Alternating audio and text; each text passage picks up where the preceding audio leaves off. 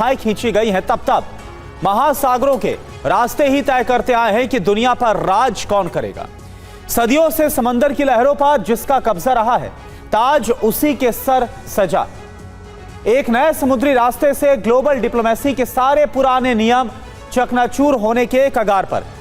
युद्ध से समंदर के रास्ते बंद हो रहे हैं, ग्लोबल शिपिंग के समीकरण तहस नहस हो रहे हैं। ऐसे में पुतिन और जिनपिंग मिलकर आर्कटिक की बर्फ को पिघला रहे हैं, जिससे दुनिया के लिए ऐसा रास्ता तैयार किया जा सके।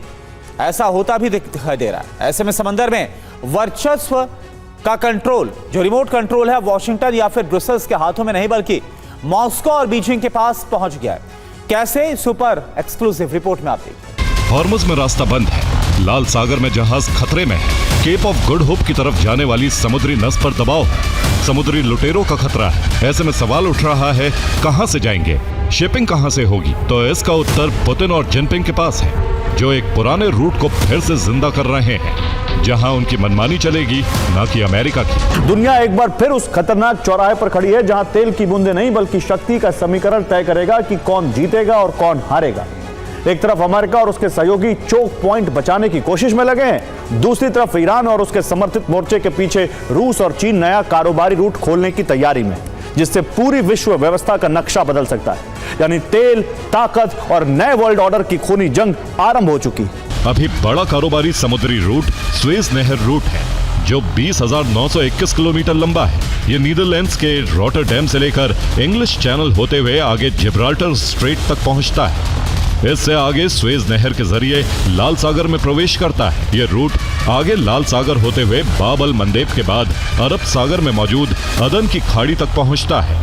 उससे आगे हिंद महासागर में मलक्का स्ट्रेट के बाद दक्षिण चीन सागर से होते हुए जापान के योकोहामा द्वीप तक पहुंचता है और यहीं तक रूट पूरा हो जाता है। लेकिन इस रूट के बंद होने से पुतिन ने नॉर्दर्न सी रूट खोल दिया है, जो 13,947 किलोमीटर लंबा है। यह रूस के अर्खांगेल्स्क पोर्ट से शुरू होता है, फिर आगे बेरेंट्स सागर से आर्कटिक महासागर में पहुंचता है। उसके बाद कारा सागर और चुक्ची सागर होते हुए बेरिंग स्ट्रेट तक पहुंचता है, फिर वहां से जापान के योकोहामा पर पूरा हो जाता है। यह रूट पोलर सिल्क रूट कहलाता है, जो स्वेज नहर रूट से करीब 7,000 किलोमीटर छोटा है। दुनिया में तेल के बाद प्राकृतिक गैस पर संकट मंडराता हुआ नजर आ रहा है, क्योंकि 2 समुद्री रास्ते बंद होते नजर आ रहे हैं। ऐसे में नेचुरल गैस यानी कि एलएनजी की सप्लाई कैसे होगी? वैसे भी उसका भंडार सीमित है। आपको दिखाते हैं वो टॉप 10 देश जहां से सबसे ज्यादा गैस की सप्लाई होती है।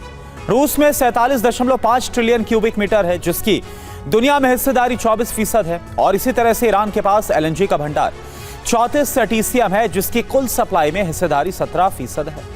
कतर के पास एलएनजी का भंडार 24.7 TCM और हिस्सेदारी 12.5%। सुपर पावर अमेरिका का नंबर 4 है, उसके पास प्राकृतिक गैस का भंडार 16.4 ट्रिलियन क्यूबिक मीटर है और हिस्सेदारी 8% है।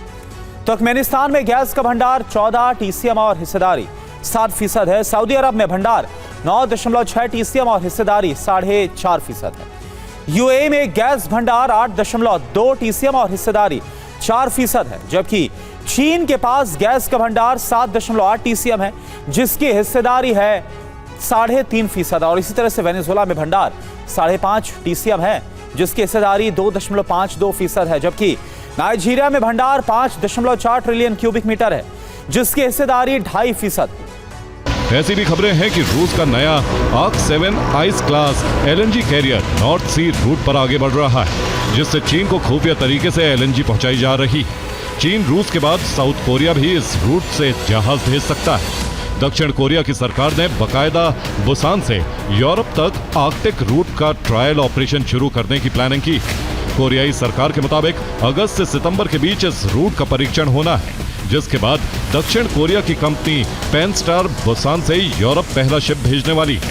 यूरोप में गैस संकट लगातार बढ़ता हुआ नजर आ रहा है, जिससे कई देशों में एलएनजी रिजर्व स्टॉक घट रहा है। नीदरलैंड्स में एलएनजी का 41% स्टॉक बचा है, जबकि स्लोवाकिया में सिर्फ 46% स्टॉक बचा हुआ है।